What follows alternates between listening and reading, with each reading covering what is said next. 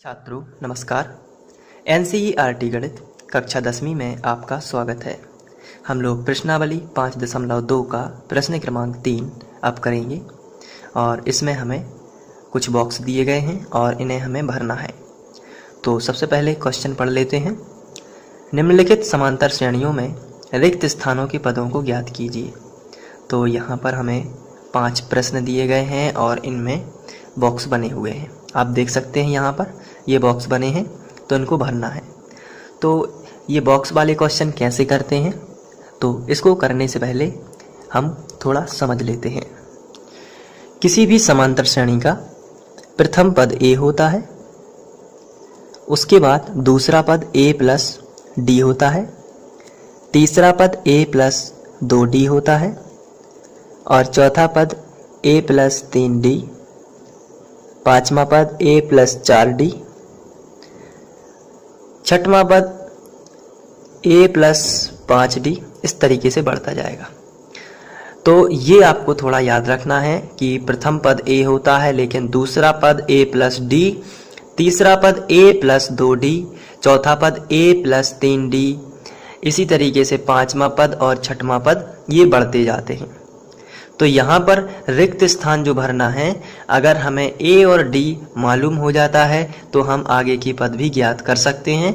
तो इनको उसी तरीके से करेंगे। जैसे मैंने आपसे कहा कि चौथा पद क्या होगा, तो चौथा पद ज्ञात करने के लिए आपको मैंने पूछा है चौथा पद। तो चौथा पद कैसे आएगा, तो चौथा यानी 4 में से आप 1 घटाओगे, कितना आएगा 3, यानी कि 3d, और a तो कंपलसरी सब में रहेगा, तो a plus 3d।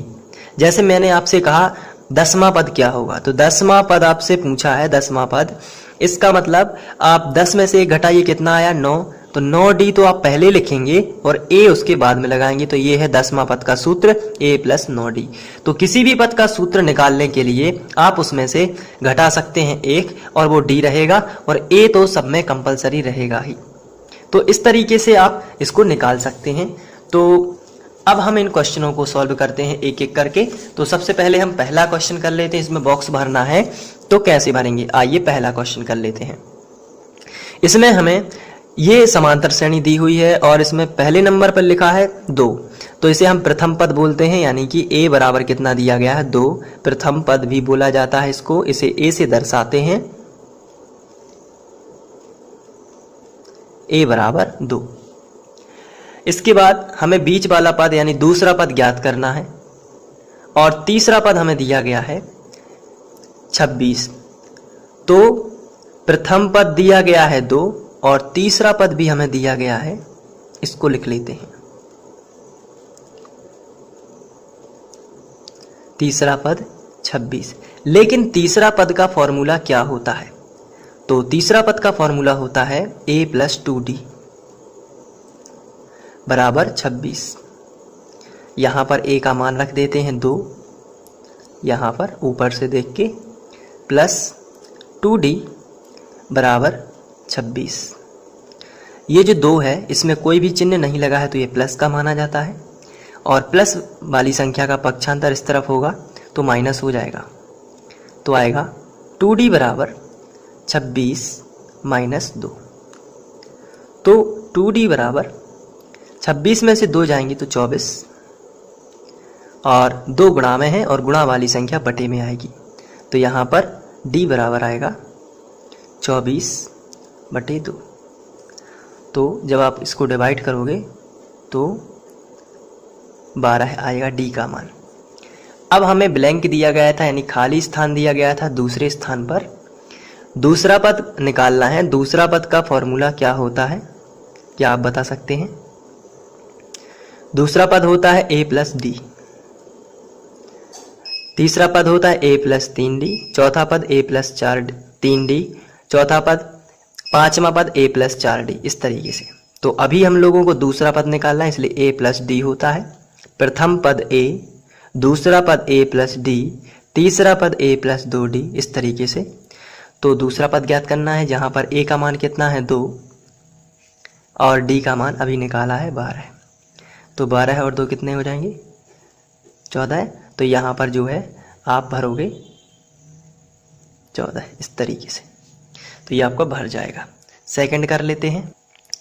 Second question में आपको पहला पद नहीं दिया गया है, ये ज्ञात करना है, केवल आपको दूसरा और चौथा पद दिया गया है। तो जो दिया गया है उसी से स्टार्ट कर लेते हैं। दूसरा पद,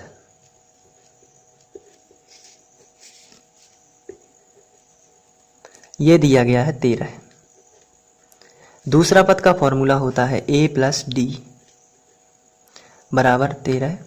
अभी हमें किसी ना तो a का मान पता है और ना d का मान, तो इसे हम समीकरण 1 बना देते हैं। इसके बाद दूसरा पद के बाद हमें चौथा पद दिया गया है, पहला, दूसरा, तीसरा, चौथा। तो ये चौथा पद हमें दिया गया है, इसको लिख लेते हैं। चौथा पद ये दिया गया है 3। अब इसको सॉल्व कर लेते हैं। चौथा पद होता है a प्लस 3d बराबर 3। ये ज्यों का त्यों। चौथा पद का फॉर्मूला यही होता है। अगर चौथा पद है तो 3d, मतलब d जो है उससे एक घट के रहेगा और ये कंपलसरी है। ये बनेगा समीकरण 2। अब यदि आप समीकरण 1 व 2 को सॉल्व करोगे तो a और a कैंसिल हो जाएगा। अगर घटाते हो आप तो a और a कैंसिल हो जाएगा। तो हम यहाँ पर लिखेंगे समीकरण 1 व 2 से, दोनों को साथ साथ लिख लेते हैं। पहला समीकरण है a प्लस डी बराबर 13 और दूसरा समीकरण है a प्लस 3d बराबर 3। ये दोनों को साथ साथ लिख लेते हैं। ये है समीकरण 1 और ये है समीकरण 2। चूँकि हम घटाएंगे तो ये कैंसिल होगा, इसलिए घटाना ही पड़ेगा। तो घटाने में नीचे वाले समीकरण के सभी चिन्ह बदलेंगे, आपको ध्यान रखना है। तो सबसे पहले तो हम लिखेंगे घटाने पर। तो यहाँ पर ये धन का है, जब कोई भी चिन्ह ना लगा हो तो धन का, यहाँ भी कोई भी चिन्ह नहीं लगा है तो ये धन का है। अब हम इन सब के चिन्ह बदल देते हैं, सिर्फ नीचे वाले समीकरण के बदलना है, आपको ध्यान रखना है ये बात। धन का है तो ऋण का हो जाएगा, ये धन का है ये भी ऋण का हो जाएगा, और ये धन का है ये भी ऋण का हो जाएगा। इसके बाद जो बचा उसको लिख लेते हैं। यहाँ कोई भी चिन्ह नहीं लगा तो ये प्लस का होगा, और प्लस और माइनस का कैंसिल हो जाएगा। तो आपको माइनस का 3d है, प्लस का 1d है, तो 3 में से 1 चला जाएगा तो बचेगा 2d। लेकिन माइनस की संख्या जो थी वो बड़ी थी, इसलिए आप यहाँ पर माइनस लगाओगे बराबर 13 में से 3 जाएगा तो बचेगा 10। प्लस का 10 बचेगा क्योंकि प्लस की संख्या इस बार बड़ी थी। अब जो है d, इसके साथ में ये -2 है, ये गुणा में है, और गुणा वाली संख्या का पक्षांतर बटे में होता है। तो d बराबर 10 बटे -2। 2 से भाग चला जाएगा, 2 पंचे 10, लेकिन ये माइनस है, ये सामने लगा सकते हैं, माइनस रहेगा। तो d का मान आपको मिल चुका है 5। अब ये जो d का मान है ये हम यदि समीकरण 1 में रख दें और यहाँ पर, तो a का मान मिल जाएगा।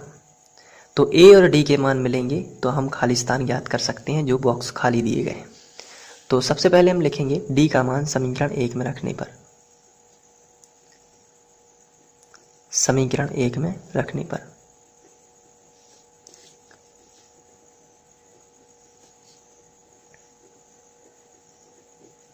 चलिए रख देते हैं। समीकरण 1 में आपको देखने के लिए सबसे पहले लिख दूंगा। तो ये है समीकरण 1, a प्लस डी बराबर 13 है। तो यहाँ पर लिखता हूँ a प्लस डी बराबर 13।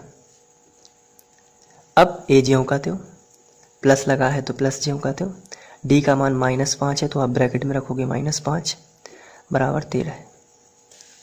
प्लस माइनस का माइनस हो जाएगा, असमान चिन्हों का हमेशा ही माइनस होता है, बराबर 13 है। माइनस का 5 इस तरफ पहुंच जाएगा पक्षांतर में, तो 13 पहले से था और -5 और आ गया तो ये +5 हो जाएगा। तो ये बराबर 13 और 5 18 है।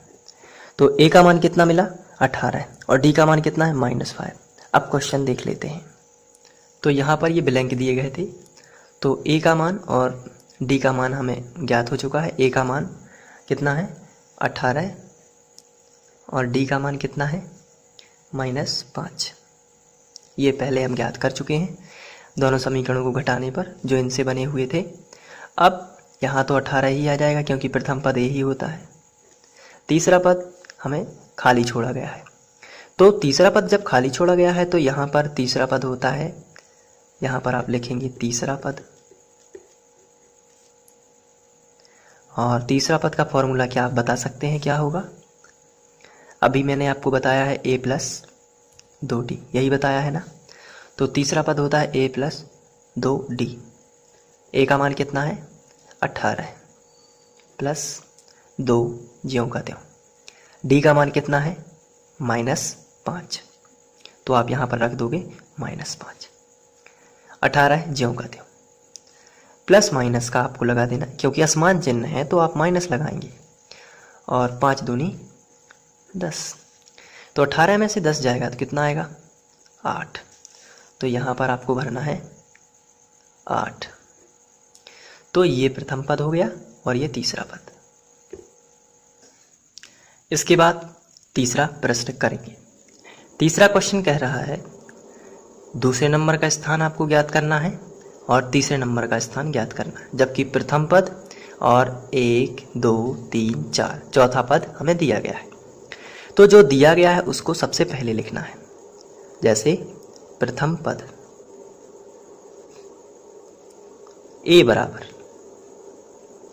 5 और 1 2 3 4, चौथा पद कितना है चौथा पद 9 सही 1/2। चौथा पद का फॉर्मूला क्या होता है? तो चौथा है तो 4 में से 1 गए, कितना आया 3, तो 3d, और a तो रहेगा ही, तो a + 3d बराबर। यहाँ पर ये जो है मिश्र भिन्न है, इसको विषम भिन्न में बदल लेते हैं। तो विषम भिन्न में कैसे बदलते हैं आइए देख लेते हैं। इसको हम रफ में समझ लेते हैं। इसका गुणा इसमें करेंगे, 9 सही 1/2 जो लिखा है यहाँ पे गुणा होगा और यहाँ पे प्लस होगा। 9 दूनी 18, 18 और 1 19। देखिए यहाँ पर गुणा करना है आपको, 9 दूनी 18, यहाँ पे प्लस 9 दूनी 18 और 1 19/2। तो फाइनली कितना मिला 19/2। तो अब यहाँ आप लिख सकते हो 19/2। अब इसके बाद हमें a + 3d बराबर 19/2 मिला है, लेकिन a का जो मान है वो पता है, कितना है 5। तो यहाँ पर आप a की जगह पर कितना लिख सकते हो 5 + 3d बराबर 19/2। अब 5 का आप पक्षांतर भी कर सकते हो, तो 3d बराबर आपको मिलेगा 19/2, और ये कोई भी चिन्ह नहीं लगा तो प्लस का 5 है, और इसका पक्षांतर जब इस तरफ होगा तो -5 आ जाएगा। तो 3d बराबर, अभी हम इसका एलसीएम लेंगे, तो यहाँ पर अभी केवल 19 के बटे में 2 हैं, तो हम कंप्लीट बटे सबके बटे में 2 लिखना चाहते हैं, और उसके लिए हमें इसका गुणा इसमें करना पड़ेगा। तो चलिए कर देते हैं, एलसीएम कहलाता है। तो 2 पंचे 10, तो 19 - 2 पंचे 10, और बटे कितना आएगा 2, कंपलसरी सबके बटे में 2 ही आएगा। अब इसके बाद 19 में से 10 घटा लेते हैं, फिर हम 3d वाला पार्ट करेंगे। 19 में से 10 जाएगा तो कितना आएगा 9 आएगा, और बटे में कितना है 2, तो आ गया 9/2। अब ये जो 3 है ये d के साथ में गुणा में है, और गुणा वाली संख्या कहाँ पहुँच जाती है, तो आंसर है बटे में। तो d बराबर आएगा 9/2, और ये 2 जो है वो पहले से ही बटे में है, लेकिन एक संख्या और जो 3 है वो भी बटे में आ रही है, तो ये गुणा में आएगी फिर यहाँ पे। तो बटे गुणा वाली संख्या कहाँ पहुँच जाती है बटे में, ये 2 ज्यों का त्यों।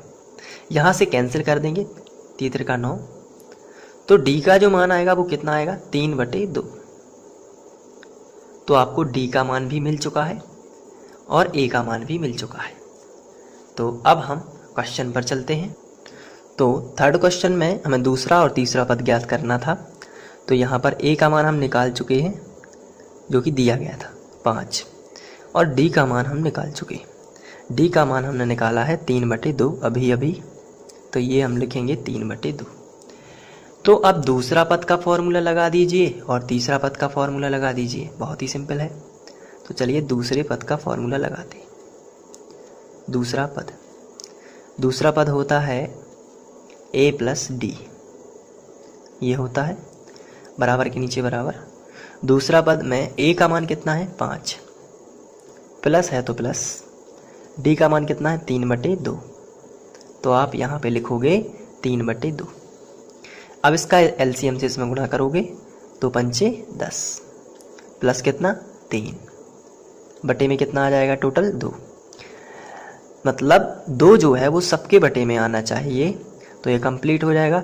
तो इसका गुणा इसमें करेंगे और फिर ये सबके बटे में आ सकता है, इसे एलसीएम बोलते हैं। तो 2 5 10 प्लस 3 और बटे 2, 10 और 3 जोड़ने पर आता है 13 और बटे 2। तो ये दूसरा पद आपको मिलता है 13/2। अब हम तीसरा पद निकालेंगे, तो बिल्कुल वैसा ही है तीसरा पद निकालना। यहाँ पर आप लिखोगे तीसरा पद, और ये इसका फॉर्मूला होता है a प्लस 2d। तो a ज्यों का त्यों, a का मान हम निकाल चुके हैं, आप ऊपर भी देख सकते हैं a का मान कितना है 5। तो यहाँ पर आपको लिखना है 5 प्लस 2, और d का मान भी हम लोग 3/2 निकाल चुके हैं, 3/2। अब इसको आगे यहाँ से कर देते हैं, तो इस तरीके से 5 प्लस, यहाँ पर 2 और 2 कैंसिल, आप देख रहे हैं हो जाएंगे, तो क्या बचेगा 3। तो अब 5 और 3 टोटल कितना हो जाएगा 8। तो आप यहाँ पर जाकर 8 लिखेंगे, तो ये तीसरा इस तरीके से सॉल्व हो जाएगा। इसके बाद चौथा क्वेश्चन में हमें दूसरा, तीसरा, चौथा और पांचवा ये सभी पद ज्ञात करना है। केवल हमें प्रथम पद दिया गया है और 2 3 4 5 6 छठवां पद दिया गया है। तो जो दिया गया है उसको सबसे पहले लिखते हैं। प्रथम पद a बराबर कितना दिया गया है -4, तो सबसे पहले यही लिख लेते हैं। इसके बाद छठवां पद, तो यहाँ पर आपको लिखना है छठवां पद। ये आपको दिया गया है 6 यानी 6, लेकिन जो छठवां पद है ये इसका फॉर्मूला होता है a प्लस 5d बराबर 6। a का मान -4 है, तो इस a की जगह पर आपको रख देना है, प्लस 5d बराबर 6। माइनस का 4 इस तरफ आएगा तो प्लस का हो जाएगा, तो 5d बराबर 6 प्लस 4। तो 5d बराबर 6 और 4 10 हो जाएंगे, और 5 गुणा में है और गुणा वाली संख्या बटे में आएगी, तो d बराबर आएगा 10/5। 5 दूनी 10। d का मान कितना आएगा 2। तो जब हमें a का मान पता है और d का मान पता है तो हम बाकी सभी पद ज्ञात कर सकते हैं। तो हमें a का मान पता है -4 और d का हमने अभी निकाला है जो कि है 2। तो दूसरा पद पहले याद करते हैं। दूसरा पद जो कि होता है a प्लस d। a का मान कितना है -4 प्लस d का मान कितना है 2। -4 प्लस 2 कितना आएगा, आंसर है -2। क्योंकि 4 में से आपको 2 घटाना है, बड़ी संख्या में से छोटी संख्या जो है, और चिन्ह वही रहेगा जो पहले है।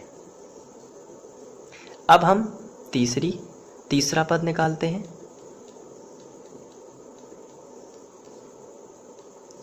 तीसरा पद है फॉर्मूला a प्लस 2d। तो a का मान कितना है -4 प्लस 2, और d का मान कितना है 2। तो -4 और 2 दूनी 4, क्योंकि कोष्टक का मतलब गुणा होता है।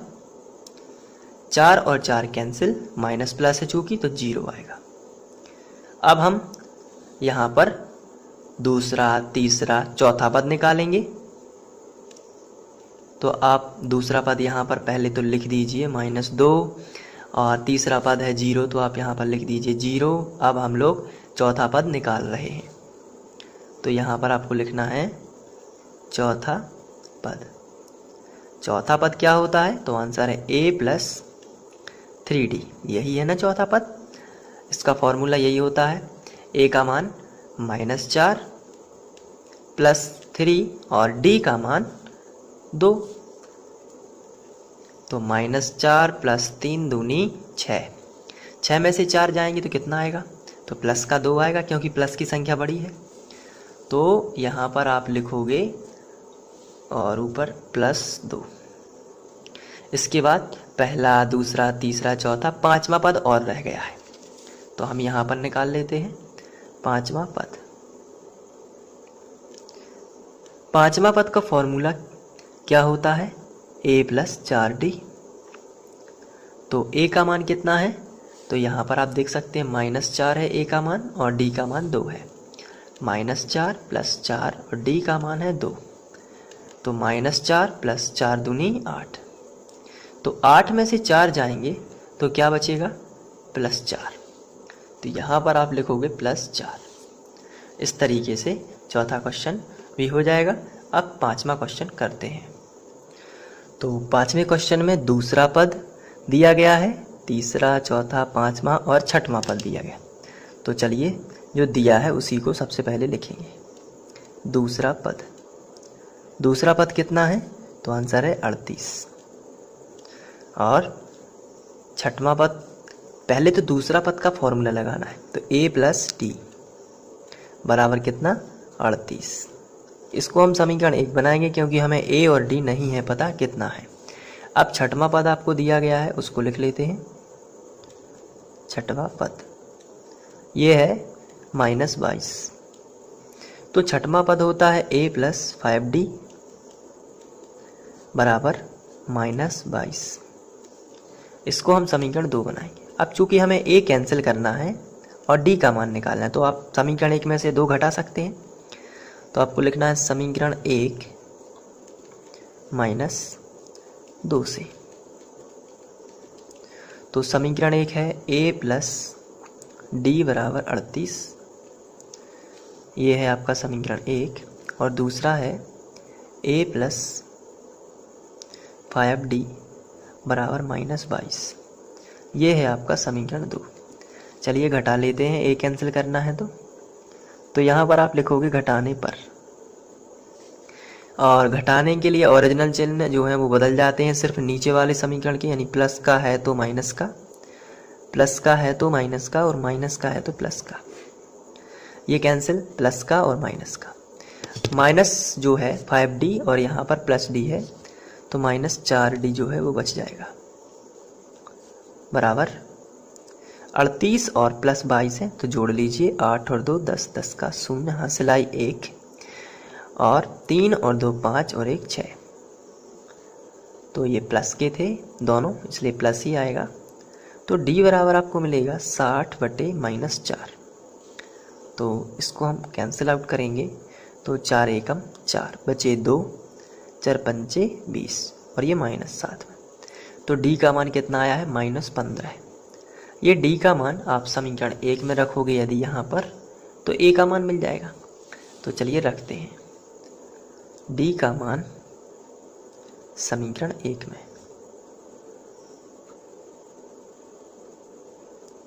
तो समीकरण 1 आप देख रहे हैं कितना है? a प्लस d बराबर 38, तो यहाँ पर सबसे पहले मैं वही लिखूँगा, a प्लस डी बराबर 38।